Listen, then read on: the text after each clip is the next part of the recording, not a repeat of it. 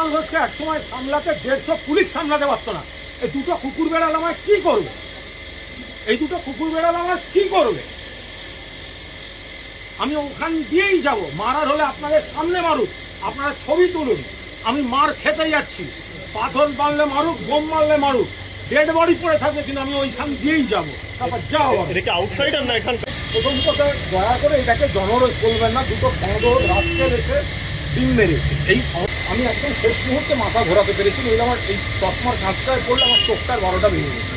আমি জাস্ট মাথাটাকে শুধু শেষ মুহূর্তে একটা কিছু মুভমেন্ট থেকে ওটা যেরকম একটা রিয়াকশন হয়, আমার মাথা ঘুরে গেছে এবং সেটা সঙ্গে সঙ্গে এখানে লেগেছে। कैसे हुआ ये हादसा? বিজেপি তো বটেই। এটা কি শুভেন্দু অধিকারী প্রযোজনাতে হচ্ছে না? কল্যাণ দেব তোকে বলেছে। দেখুন, এটা জারি প্রযোজনাতে হোক, এটা সারা বাংলায় যেখানেই হবে, সেটা তো মাননীয় মুখ্যমন্ত্রীকে দায়িত্ব নিতে হবে। এটা তার নির্বাচনী কেন্দ্র।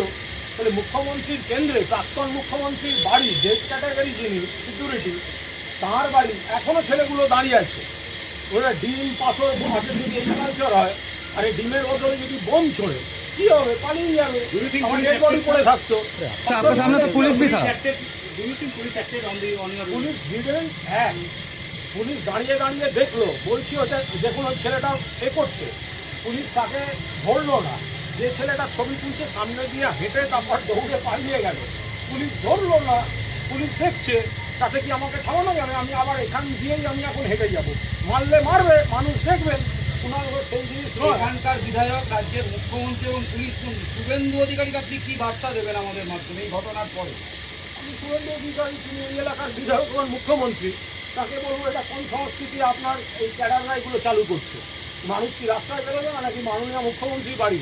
সব থেকে এটা মাননীয় প্রাক্তন মুখ্যমন্ত্রীর বাড়ি, ডেড ক্যাটাগরি। তো সেখানে এটা আমাদের দলের দপ্তর। আমরা দলের কথা সেরে বেরোচ্ছি। মানে আপনি ভাবুন কত বড় কাপুরুষ, কত বড় কাপুরুষ এই সমস্ত ইয়েগুলো, যে দলের মিটিং সেরে বেরোচ্ছে একজন একা।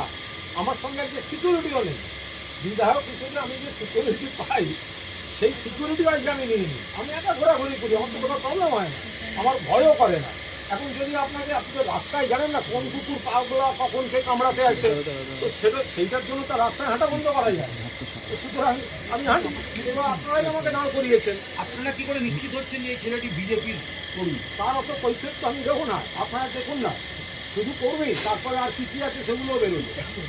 ঠিক আছে, তাহলে আমরা এটা গাড়ি আমার এখানে আনতে হবে না। আমি ওখান দিয়ে হেঁটে যাবো। আমাকে কয়জন মারে, কতখানি মারে?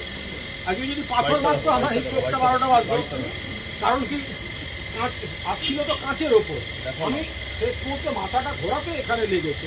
আমি ডিম খেতে প্রচণ্ড ভালোবাসি, প্রবল ভালোবাসি। ডিমের প্রতি আমার একটা আকর্ষণ আছে। তো এখন আমি অমলেট, পোচ, সেদ্ধ আমি ডিম খাই। এখন সেটা নয় কেউ মেরে বিরক্ত দেখাতে গেছে। এসব জানোয়ার এইভাবে আমাকে থামাতে পারবে না। আমাকে রাস্তায় 100 ডিম মারবে, 1000 ডিম মারবে, গায়ে হাত দিয়ে মারবে। আমি কুণাল ঘোষ সেরম আছি, এসব কুকুরের মতো পালাতে হবে। তো সামনে তোমার দাঁড়িয়ে থাকার ওই দূর থেকে ছোঁড়া ছাড়া এসব বিলেরা কোথায় ছিল? তাও তো পালিয়ে গেল। আবার কয়েকটা দল করে দিয়ে দাঁড়িয়ে আছে। এবার হিন্দিতে বলছে। প্রথমে এখানে জিজ্ঞেস করেছে, ওখানে আমাদের ছেলেরা ছিল, জানালো यहाँ पर কুণাল ঘোষ নিকল রয়ে হ্যাঁ। ওখান থেকে একটা কিছু এসছে, তারপর অ্যাটাক হয়েছে। তারপরে কোন কোন হ্যাঁ প্রশ্ন এসছে, তারপরে এখান থেকে কে উত্তর দিয়েছে। তারপরে বলার পর আবার বলেছে আমি भी ये आदमी अंदर में है। তা ওদেরকে বলেছে ওখানে থাকতে। আমাদের কাছে ছবি এসে গেছে কারা কারা আছে গুচ্ছ ডিম নিয়ে। আমি বললাম আমাকে কটা ডিম দাও না, আমি ওদিক থেকে মারলে আমি 2টো ডিম মারি। কিন্তু এইসব করে খাওয়ানো যাবে না। এইসব বাঁদরামি মাননীয় মুখ্যমন্ত্রী সারা বাংলা এবং আপনার কেন্দ্র এগুলো প্রশ্রয় দেবেন না। আর এইসব এটা হয় না, এটা হতে পারে না। একটা লোক রাস্তায় নিরস্ত্র দাঁড়িয়ে সাংবাদিকদের সঙ্গে কথা বলছে। এদের সঙ্গে আমার কোনো শত্রুতা নেই, এখানে কোনো উত্তেজনা নেই, এর সঙ্গে জনরসের কোনো সম্পর্ক নেই। অসভ্যতা করা এবং ভয় দেখানোর জন্য। এরপরে আমি যেখানে আছি, আমাদের বিভিন্ন এলাকা থেকে, আমার এলাকা থেকে পরপর ছেলেরা ফোন করছে, যারা সব আমরা এখানে আসছি। আমি প্রত্যেককে বারণ করেছি কেউ আসবে না। এখানকার ছেলেরা বলেছেন, সিনিয়র নেতারা ছিলেন, দাদা আমরা যাচ্ছি। আমি কেউ করবে না। কারণ এখানে যদি আমরা আবার ছেলে নিয়ে যাই, পুলিশ তো তখন আবার বিজেপির দলদাসের আচরণ করবে, আমাদের ছেলেগুলোকে কেস দিয়ে দেবে, তাদের বেল করতে আবার আমাদের আর এক সমস্যা হবে। ফলে আমি যাবো, তারা যদি মারার হয়, ছবি তোলার হয়, তুলবে।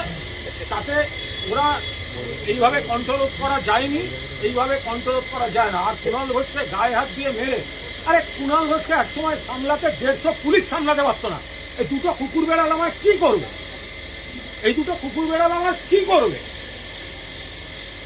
আমি ওখান দিয়েই যাব। মারার হলে আপনাদের সামনে মারুক, আপনারা ছবি তুলুন। আমি মার খেতে যাচ্ছি, পাথর মারলে মারুক, বোম মারলে মারুক, ডেড বডি পড়ে থাকবে, কিন্তু আমি ওইখান দিয়েই যাব। তারপর যাও। এটা কি আউটসাইডার না এখানকার?